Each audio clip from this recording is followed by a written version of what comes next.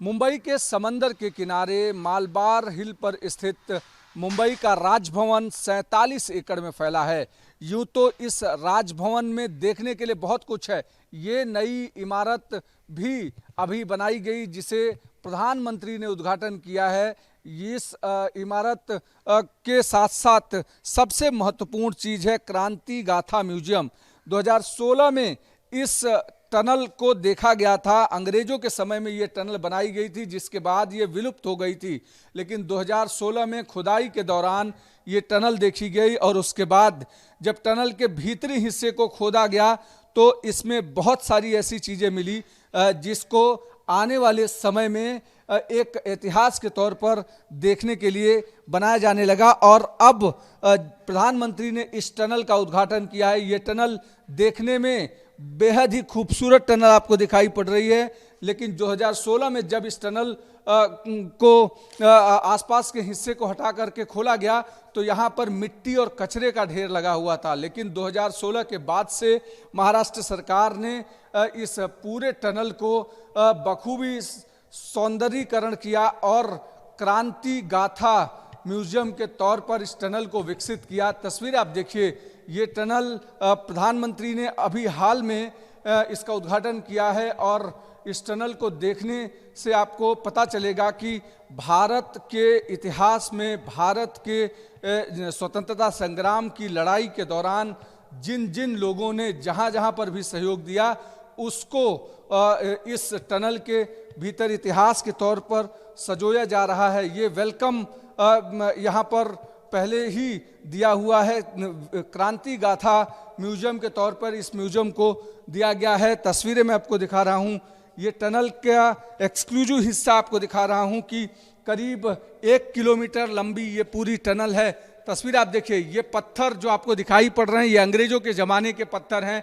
ये उस समय में इस तरीके के डिज़ाइंस और ये कांटे लगाए गए थे ताकि अंग्रेज अपने दुश्मनों पर निगरानी रख सके और समंदर किनारे जो भी लोग आ रहे हैं उन पर निगरानी रखी जाए और संदेहजनक व्यक्ति के ऊपर तुरंत फायर किया जा सके। इसकी पूरी कोशिश की जा रही थी अंग्रेजों की तरफ से और उसके बाद ये टनल पूरी ख़त्म हो गई थी। लेकिन 2016 में इस टनल को फिर से देखा गया। उसके बाद महाराष्ट्र सरकार ने इस टनल को म्यूजियम के तौर पर विकसित करने का फैसला किया। तस्वीर आप देखिए, कितनी ऊंचाई है, कितनी हाइट है और इसको बखूबी तैयार किया गया है। इस टनल को जो इसका पहले का स्वरूप था उसमें कुछ हिस्से को जोड़ करके इस पूरे टनल को इतना खूबसूरत ढंग से बनाया गया है ताकि हमारे जो क्रांतिकारी हैं उनकी यादों को सजोया जा सके, उनके पूरे क्रांति को इस पे बताया जा सके। ये देखिए, ये अंदर बहुत सारे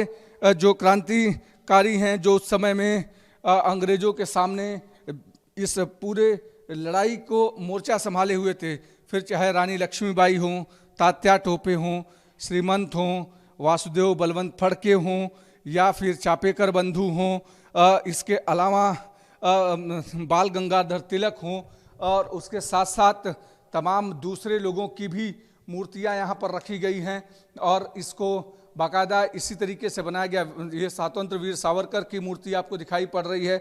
इसके साथ साथ बीकाजी की मूर्ति है और यहाँ पर देखिए सेनापति बापट हैं, कृष्णा कर्वे हैं और श्री राम हैं। इस तरीके से तमाम मूर्तियाँ बनाई गई हैं। दूसरे हिस्से को मैं आपको दिखाना चाहता हूँ।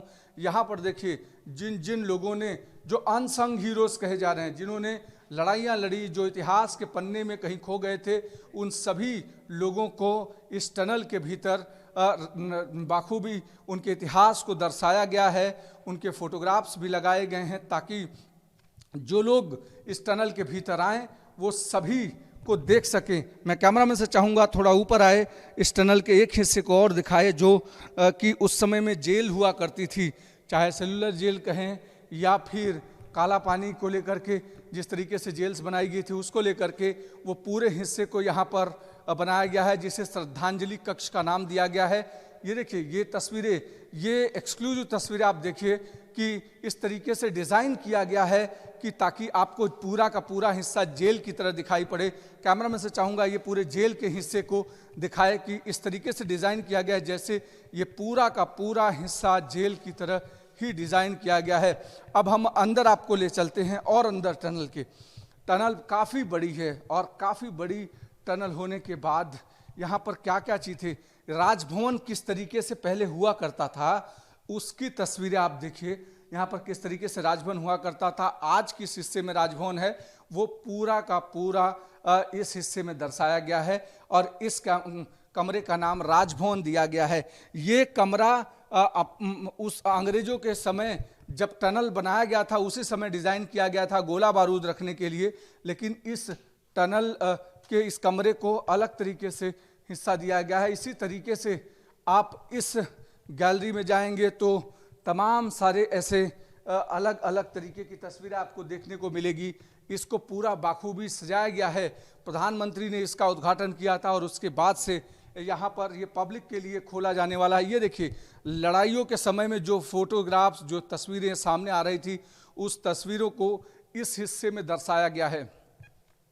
ये देखिए कि ये पूरा का पूरा हिस्सा दर्शाया गया है उस समय में कैसे लड़ाइयाँ होती थी, उसको ध्यान में रख करके। अगर इस हिस्से को देखें तो यहाँ पर इस टनल के बाहरी हिस्से में इसी तरीके से जो बड़े बड़े बारूद गोले रखे जाते थे और यहाँ से तोप चलाई जाती थी, वो हिस्से को दर्शाया गया है।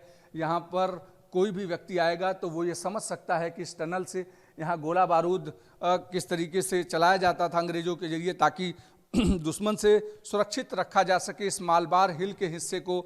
दूसरा हिस्सा आप देखिए कि यहाँ पर जो अंग्रेजों से लड़ने के लिए तमाम सारे हीरोज़ थे, उनके चित्र, उनके पेंटिंग, उनके स्टैच्यूज़ इस तरीके से बनाए गए हैं ताकि आप ये समझ सकें और जो भी व्यक्ति यहाँ आ रहा है वो ये समझ सके कि किस तरीके से ज़मीन के भीतर इस सुरंग का बखूबी इस्तेमाल किया गया है। देश में ये पहली ऐसी सुरंग है जिसका इस्तेमाल किया गया है जिसमें कि अंग्रेज़ों से लोहा लेते समय जो शहीद हुए थे हमारे स्वतंत्र वीर सैनिक, उन सब के लिए इसका इस्तेमाल किया गया है ताकि उनको या उनको ट्रिब्यूट किया जा सके, उनको श्रद्धांजलि दी जा सके। ये देखिए, ये तलवारें रखी हैं, पुरानी गन्स रखे हैं ताकि ये बताया जा सके कि किस तरीके से अंग्रेज़ों के खिलाफ या इतने वर्षों की लड़ाई के बाद हमें स्वतंत्रता मिली है। मैं और आगे अगर चलूँ तो इसमें हर तरफ आपको अलग अलग डिज़ाइंस मिलेंगे, अलग अलग तरीके की चीज़ें मिलेंगी जिसमें इंकित किया गया है कि फड़के ने, वासुदेव बलवंत फड़के ने क्या किया था। ये देखिए, जो अंग्रेज़ों के समय में जो पोशाक थी वो पोशाक पहने यहाँ पर एक स्टैचू है जो बता रहा है कि किस तरीके से ब्रिटिश सोल्जर उस समय हुआ करते थे, ब्रिटिश सोल्जर्स क्या पहनते थे, क्या पोशाक होता था। ये सारी चीज़ें यहाँ पर बताई गई हैं और इसके साथ साथ में और आगे बढ़ रहे हैं कि दीवारों पर आप जहाँ पर भी देखें यहाँ चित्र नज़र आ रहे हैं। ये देखिए, पुरानी बंदूकें उस समय में किस तरीके से इस्तेमाल की जाती थी। ये देखिए, पुरानी बंदूकों का ये पूरा स्ट्रक्चर है। ये पूरा का पूरा पुरानी बंदूकें किस तरीके से होती थी जो अंग्रेज इस्तेमाल करते थे या जो हमारे स्वतंत्र वीर सैनिक इस्तेमाल करते थे अंग्रेज सेनाओं के खिलाफ, वो इस तरीके से होती थी कि आप इनको देख करके अंदाज़ा लगा सकते हैं कि जो स्वतंत्रता मिली है भारत को वो किस कदर और कितने बलिदानों के बाद मिली है। ये तस्वीरें आपको दिखाई पड़ रही हैं। तमाम सारे उस समय में जो फोटोग्राफ्स सामने आए थे, चाहे वो तिलक के हों, चाहे लड़ाइयों के फोटोग्राफ्स हों, चाहे किसी भी तरीके से अलग अलग तरीके के फ़ोटोग्राफ हैं, लेकिन महाराष्ट्र की पहचान जिस छत्रपति शिवाजी महाराज से है, उनकी तस्वीर को भी, उनके स्टैच्यू को भी इस टनल में जगह दी गई है और महान मराठा के तौर पर उनका जिक्र किया गया है। ये देखिए, ये तस्वीरें आपको बताती हैं कि छत्रपति शिवाजी महाराज की किस तरीके से कर्मभूमि रही है। महाराष्ट्र सहित पूरा देश स्वराज के लिए जिस तरीके से उन्होंने लड़ाई लड़ी और जिस तरीके से हिंदुत्व को लेकर के लड़ाई लड़ी, उसकी तस्वीर यहाँ पर दिखाई पड़ रही है आपको। पूरा का पूरा छत्रपति शिवाजी महाराज का पूरा यहाँ पर दरबार बनाया गया है और उसमें छत्रपति शिवाजी महाराज की तस्वीर रखी गई है। साथ ही उनके जो किले थे, उन किलों को भी इस फोटोग्राफ्स के जरिए दर्शाया गया है। चाहे प्रतापगढ़ किला हो या रायगढ़ किला हो, दूसरे तमाम सारे किले हों, उन सारी चीज़ों को इधर तस्वीरें देखिए। इधर आप जैसे जैसे बढ़ते जाएंगे, उस समय में प्लेग जब आया था तो प्लेग के समय किस तरीके की भारत में स्थिति थी, भारत में जब प्लेग आया था तो किस तरीके की स्थिति थी 1896-97 के दौरान, वो पूरे हिस्से को दर्शाया गया है और कैसे वहाँ पर इलाज हो रहा था, कितने लोगों की मौत हुई उस प्लेग के दौरान।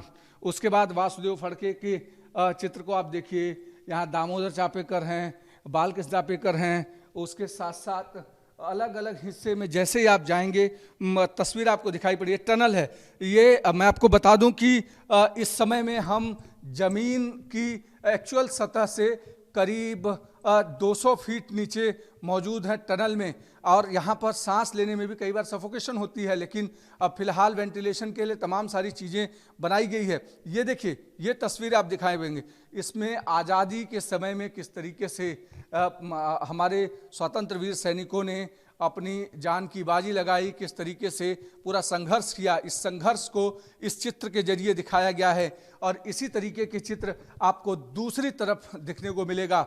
विनायक दामोदर सावरकर, जिन्होंने सेलुलर जेल में जिन्होंने काला पानी की सजा भोगी थी और किस तरीके से उन्होंने आज़ादी की लड़ाई लड़ी, इस पूरे हिस्से को इसको बताया गया है। उनके साथ साथ तमाम सारे लोगों को यहाँ पर दर्शाया गया है। अभिनव भारत की बात हो या फिर दूसरी तरफ सावरकर के लाइफ से जुड़े तमाम सारे किस्से रहे हों, उन सारी चीज़ों को यहाँ पर दिखाया गया है। अभिनव भारत में किस तरीके से काम हुआ, आज़ादी के समय में कितना महान रोल अभिनव भारत संस्था ने निभाया, उस सारी चीज़ों को दिखाया गया है। साथ ही ये देखिए, जैसे जैसे आप आगे बढ़ेंगे वैसे वैसे बहुत सारी चीज़ें आपको दिखाई पड़ेंगी। इधर आइए, इधर देखिए, कैमरामैन से चाहूँगा तस्वीरें दिखाए।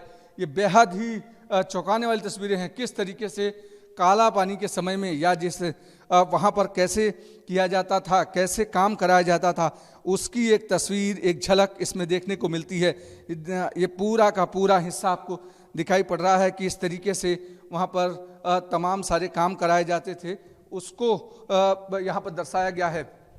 अगर मैं कैमरा में से चाहूँगा कि जैसे जैसे वो आगे बढ़ेगा वैसे वैसे तमाम ऐसी खूबसूरत चीज़ें दिखाई पड़ेंगी इस टनल के भीतर, जो आज़ादी के समय में जिन लोगों को हम भूल चुके हैं उनको बताने की कोशिश है इस पूरे के पूरे हिस्से से।